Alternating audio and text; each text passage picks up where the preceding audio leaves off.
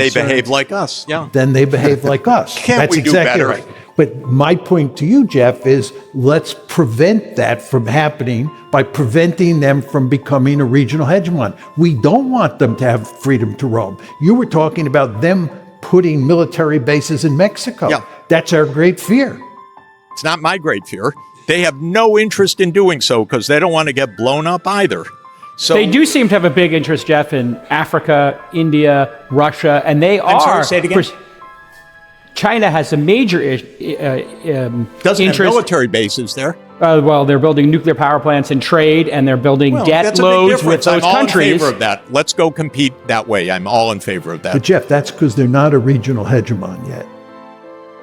Yeah, if you try to prevent them from being a regional hegemon, we're going to end up in World War III because, as you say yourself, that this can absolutely spill over into war.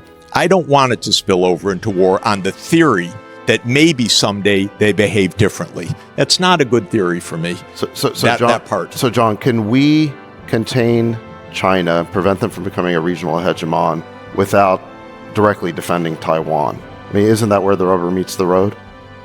No, it's not just Taiwan. I mean, one could argue there's sort of three flashpoints in East Asia that you folks should keep your eye on. One is obviously Taiwan, two is the South China Sea, and three is the East China Sea. And I think, David, that the place where a conflict is most likely today is not over Taiwan. I could explain why I think Taiwan is not a serious problem at the moment or for the foreseeable future. The South China Sea is a very dangerous place. We could end up in a war for sure, even if we did not defend Taiwan.